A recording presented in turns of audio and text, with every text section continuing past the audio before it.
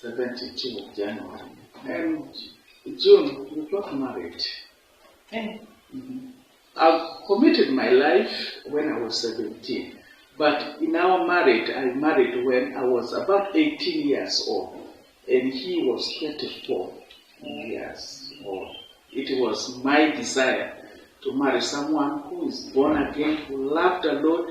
And also I went to an extreme to pray that someone whom we shall serve God together. So at the time we have our first daughter, Helen.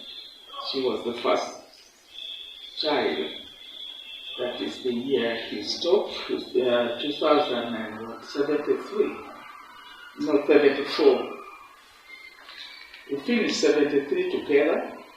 And the last year, December of that year was 74, that is when we resigned from teaching. So we moved to Guru for a year, and from there, that is when he went to study to become a reverend. To study theology? Yes, theology in Uganda. Conflicts, we just sit together and talked. And one thing that I love, that we did not came to serious, conflict, in our marriage. And for me, I'm a listener, he's a talkative. So sometimes maybe, some disagreements, but we have not even fight, we have not argued, come to serious, argument, no.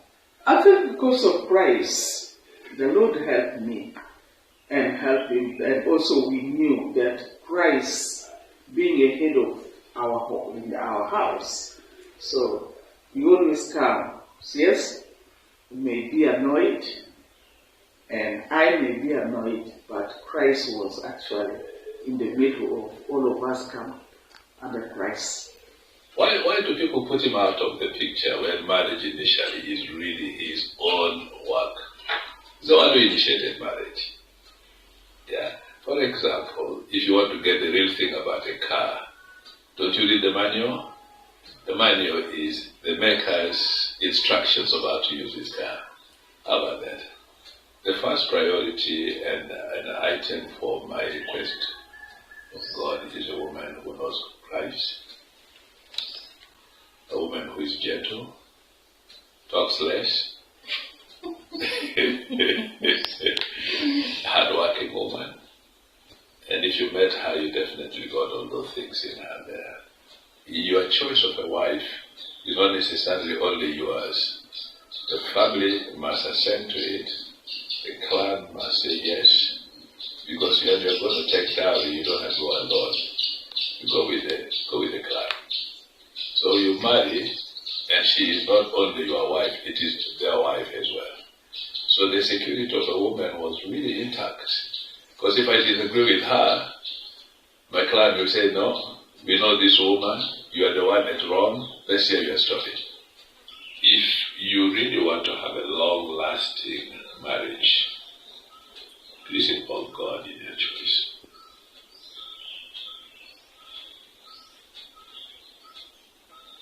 Involve people who know the girl and know the boy in your decision making, rather than depending on your own judgment. Get enough information before you commit yourself. Don't be in a hurry to begin to explore sexuality like some people do. That's when they lose the gist of marriage. Because if somebody dishonors a woman by having sexual relationship with her before the time of marriage, he cheapens her.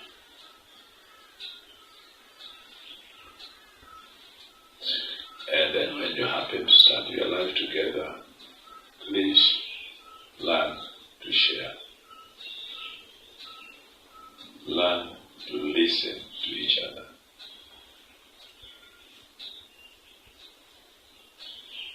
Also know you're not married to an angel. Both of you are sinners who make mistakes. So be able to forgive each other. Download the app on App Store or Google Play Store now. Vision Digital Experience, the future of media.